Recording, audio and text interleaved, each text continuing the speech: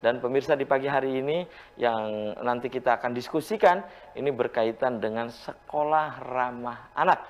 Dan untuk Anda yang ingin berlangganan kedua koran tersebut, Anda bisa datang langsung ke Geraha Pena, Radar Cirebon di Jalan Perjuangan nomor 9 Kota Cirebon. Dan pemirsa, saya kenalkan dulu, ini pemirsa ada dua narasumber ya di pagi hari ini. Dan nanti ada ketua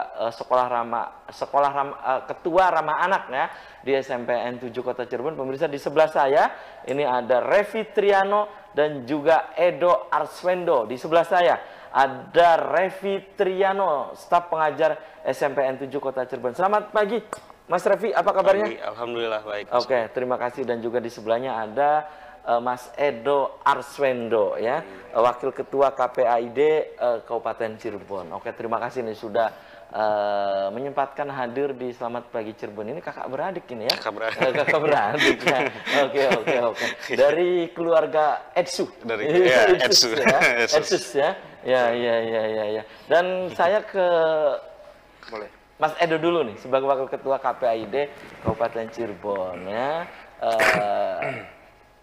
Mas Edo, tentang sekolah ramah anak, Anda setuju? Setuju. Kenapa gitu Mas Edo? Karena Cirebon pun Pak Bupati menekankan kepada kita di elemen lembaga pemerintah intinya bahwa Cirebon itu harus bisa terwujud untuk terwujudnya ramah anak di Kabupaten dan Kota Cirebon. Itu banyak ya. program-program yang kita bisa aplikasikan nantinya di pengawasan, pendampingan dan pembinaan. Dan tentunya mungkin ya Mas Edo ya juga berharap ada sekolah-sekolah yang lain, bukan hanya di SMPN 7 Kota Cirebon, tapi di Kabupaten Cirebon pun berharap ada sekolah ramah anak ya. Betul. Begitu ya. Oke, Mas Edo, bagaimana pandangan KPAID sendiri ya tentang hak anak di kondisi saat ini gitu? Ya, untuk hak anak di kondisi sekarang, apalagi di era pandemi ya intinya, intinya sekarang itu kontrol dan pengawasan anak itu mungkin agak mulai renggang gitu. Ya? Jadi pihak sekolah pun tidak bisa mengawasi 100%, orang tua pun dengan keadaan pandemi seperti ini, otomatis pengawasan kepada anak tidak 100%. Anak disibukkan dengan di dunia maya. Nah, kebetulan kalau di KPAI sendiri ada 9 komisioner yang dibentuk oleh pemerintah Kabupaten Cirebon, ada 9 komisioner dan 9 komisioner itu memegang bidangnya masing-masing. Pengontrolan dan pengawasan di bidangnya masing-masing. Kalau saya sendiri meskipun saya wakil ketua, saya memegang bidang di pornografi dan cybercrime. Gitu. Jadi banyak juga ajakan-ajakan atau kejahatan-kejahatan yang masuk lewat di media sosial. Gitu. Tinggal gimana kita dari pihak semua elemen masyarakat itu mengontrol pertumbuhan anak ini ke depan seperti apa. Oke, tahan dulu ya Mas Edo, saya ke Mas Revi Triano, ini staf pengajar di SMPN 7 Kota Cirebon ya. Mas Revi, apa sih yang dimaksud dengan sekolah ramah anak? Tapi tahan dulu ya, nanti dijawab usai jeda iklan. Dan pemirsa, Selamat Pagi Cirebon akan segera kembali sesaat lagi.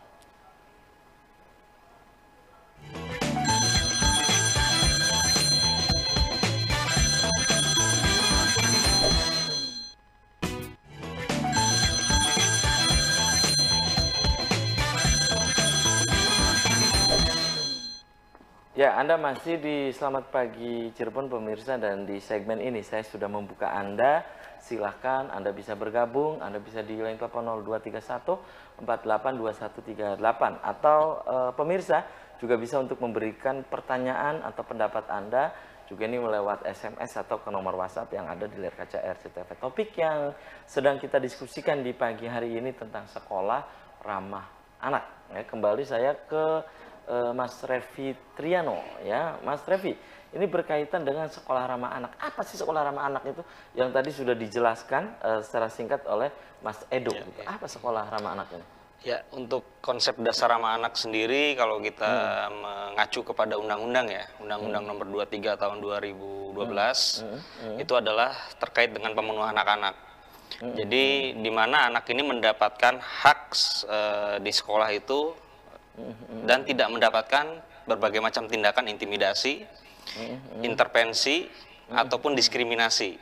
Nah, jadi untuk melindungi hak anak ini, pemerintah berupaya untuk menerapkan sekolah ramah anak. Sebenarnya kalau ramah anak ini adalah program nasional, Mas Apri. Gitu ya. Iya. Ini program nasional, Betul. tetapi ini yang harus terus yang harus terus disosialisasikan. Betul. Karena kita tahu bahwa kekerasan terhadap anak itu Mas Edo ya, kemudian juga Mas Revi, saat ini juga semakin mengkhawatirkan gitu ya. Oke, Mas Revi, kemudian ini ya, berkaitan dengan yang tadi disebutkan itu, hak pelajar yang perlu dilindungi itu apa saja gitu misalnya? Nah, hak pelajar. Sebenarnya kembali lagi kepada konsep ramah anak ini, targetnya itu sebenarnya bukan siswa. Target di sini ditekankan sebenarnya adalah pengajarnya. Bagaimana seorang pengajar bisa memberikan hak atau melindungi hak anak, ya kan? Karena kalau kita mengacu kepada kurikulum diferensiasi yang sekarang ini kan dapat dilihat bahwa kurikulum pun memandang perbedaan anak ini dapat difasilitasi. Yang terjadi saat ini atau mungkin dulu sebelumnya gitu kan ya, banyak diskriminasi yang terjadi di kelas. Misal contoh kecil pembagian kelompok, ada anak yang tidak terbagi kelompoknya. Nah, ini bagaimana caranya? Atau mungkin dari minoritas. Nah, ini untuk memfasilitasi hak-hak anak selama di sekolah sebenarnya untuk program ramah anak ini. Itu ya. Kembali saya ke Edo ya. Edo, ini bagaimana pandangan KPAI sendiri ya berkaitan dengan kasus pembulian gitu kan? Betul, bullying. Ya, bullying ya. Kemudian juga pencabulan, geng motor. Apa upaya dari KPAI dalam menanggulanginya? Yang tadi saya sebutkan itu. Ya. Kan ini banyaknya juga anak-anak pelajar juga ya. Betul, betul. Apa gitu? Kalau Mas yang Edo. kita lihat dari beberapa kasus tentang kejahatan, apalagi anak yang berhadapan hukum ya, itu sangat banyak lagi di 2 tahun ini, karena banyak aktivitas-aktivitas anak yang waktu luangnya terlalu banyak gitu. Pendidikan belajar mereka terhitung berapa jam di online, terus akhirnya mereka mempunyai aktivitas dari kelompok-kelompoknya sendiri. Nah, tugas kita sebagai tidak hanya KPAI saja, tugas kita semua elemen masyarakat atau orang tua itu berhak untuk melindungi hak anak. Hak anak itu dari beberapa diatur undang-undang sendiri kan jelas hak anak itu menerima pendidikan. Itu hak anak ya. Itu hak anak, menerima pendidikan, terus? perlindungan, pengamanan, itu hak anak gitu. Nah, selain belajar sendiri, kebetulan ketua kami Bunda Vivi sendiri lagi giat-giatnya untuk sosialisasi kepada sekolah-sekolah untuk penanganan bullying sendiri. Jadi kita tidak hanya mencakup hanya wilayah kabupaten, terkadang di luar zona kabupaten pun di saat belum ada terbentuk KPAI, mereka pasti akan minta pendampingan kepada kami. Nah, kalau untuk program ramah anak sendiri, ya insya Allah di 2020 kita akan coba 2022? untuk 2022 untuk lebih ekstensi lagi untuk berkoordinasi kepada pemerintah daerah masing-masing untuk dibuka akses, karena kita pun mau sosialisasi ke sekolahan mengajar di sekolahan pun kan belum maksimal. Jadi kita sekarang lagi banyak malahan penanganan kasus gitu loh. Oh, saat ini ya. Penanganan kasus. Oke, Mas Edo, ini kan berkaitan dengan sekolah ramah anak ya. Ini yang termasuk dengan sekolah ramah anak itu cirinya apa gitu? Sekolah ramah anak, cirinya tuh apa? Cirinya apa? Yang satu, kalau cirinya adalah komunikasi dengan muridnya sampai sejauh mana dengan pihak guru. Terkadang murid itu ada rasa ketakutan di sekolah. Yang paling banyak itu adalah dibullying. Oh, dibullying, Ya. diolok-olok Ya, gitu ya. bullying itu kan kembali lagi nanti ke pertumbuhan si anak tersebut, mentalitas si anak tersebut. Itu ya. Makanya kita pun nanti akan coba untuk setiap sekolah itu akan kita bentuk duta ramah anak di dalam sekolah. Minimal itu untuk jadi informasi kepada pihak-pihak yang bersangkutan untuk fokus kepada situ. Jadi contoh saat ada bullying, duta-duta ini melindungi hak-hak mereka untuk memberikan informasi. Karena kita kan tidak tahu adanya bullying atau tidak. Karena bullying itu rata-rata intervensi. Entah si anak itu adalah Itu psikis ya? ketakutan. Iya, Psikis kan? Oke, mereka tidak bisa bicara ke orang tua, mereka tidak bisa ke teman sendiri pun takut gitu. Jadi kita lebih pendekatan lebih intens lah antara pihak orang tua dan guru. Gitu. Itu ya. Kemudian juga ada ini ya, Mas Edo, ada ciri berikutnya selain tadi koordinasi, juga apakah di sekolah tidak ada maaf iklan-iklan rokok atau yang lain gitu? Itu salah satu sekolah ramah anak atau bagaimana? Ya harusnya kalau untuk melihat dari hak-hak anak itu kan tidak boleh diberikan informasi-informasi yang kira-kira bakal menjadi dianggap sama anak itu bukan hal yang tabu, gitu loh. Seperti contohnya juga ramah anak itu bukan hanya sekedar kalau saya pandang bukan hanya dari pendidikan, tapi dari moral juga itu penting. Ramah anak itu karena moral itu yang bisa menentukan dia masa depan dia akan seperti apa.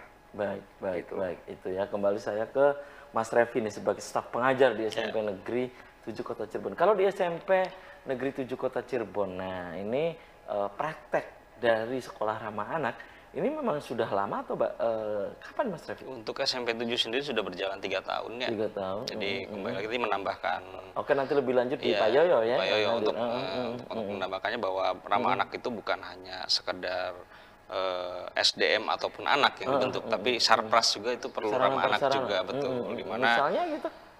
ya contoh kecil misalnya di kelas kursi ada pakunya aja itu sudah tidak ramah anak. Oh gitu. Iya gitu kan.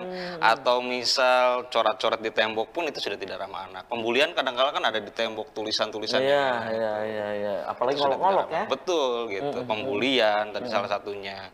Sarana prasarana pun itu harus diperhatikan untuk konsep dasar ramah anak. Seperti itu. Gitu ya. Iya, kalau di SMP Negeri 7 sendiri ya, kebetulan Mas Revi juga selain staf pengajar juga kan wakil kepala sekolah nih. Iya, iya, iya. Nah, ini tentang sekolah ramah anak. Bagaimana situasi di sana?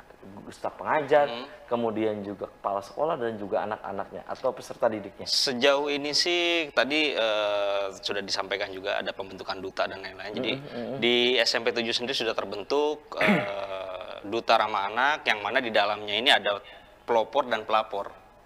Pelopor ini anak bisa menjadi contoh untuk anak yang lain, dan pelapor itu tadi salah satu adalah untuk menyampaikan informasi yang sekiranya memang perlu dilaporkan kepada penanggung jawab ramah anak seperti itu. Jadi memang di sini berperan baik seluruh warga sekolah, orang tua pun itu harus berperan. Baik, baik. Mas Edo, selama ini Anda sebagai wakil ketua ya KPAID di Cirebon ya, di Cirebon. Nah, selama ini tentang di sekolah misalnya, ini sering Anda temui, sering Anda jumpai gitu berkaitan dengan pembulian. Kebetulan kalau untuk KPAID sendiri kita terbentuk itu di 2020. Ya 2020 Awal akhir. ya? Akhir. Oke. Jadi mengajar di sekolah itu kan aktivitas lagi sepi-sepinya di sekolah waktu itu. Jadi yang banyak kita temuin itu adalah kita sosialisasi dengan dinas pendidikan, sosialisasi dengan beberapa desa untuk kontrol itu semua, karena itu aktivitas anak itu banyak di luar. Karena kalau kita melihat pertumbuhan anak remaja zaman sekarang itu bukan karena lagi tindakan kejahatan itu bukan hanya tergolong dari kelompok-kelompok tertentu. Kita lihat di informasi berita banyak anak-anak remaja di bawah umur yang melakukan tindakan kriminal. Akhirnya mereka berhadapan hukum. Sampai kasus yang saya tangani sendiri pun ada anak berhadapan hukum di usia 13 tahun dengan kasus tawuran. Tawuran itu bukan karena dendam antara desa dengan desa, kelompok dengan kelompok, tidak. Tawuran itu sekarang untuk marak dijadikan konten. Nah, makanya pentingnya pengawasan dari orang tua. Di saat guru tidak bisa mengawasi, orang tua juga perlu sekali-kali mengawasi apa isi-isi konten-konten yang ada di handphone, mengawasi anak, karena anak itu tumbuh dan dapat informasi itu dari perangkatnya sendiri. Baik. Oke, tahan dulu ya Mas Edo dan juga Mas Revi. Nanti kita obrolkan setelah jeda iklan ya. Tahan dulu, dan pemirsa, selamat pagi Cirebon akan segera kembali usai komersial berikut ini.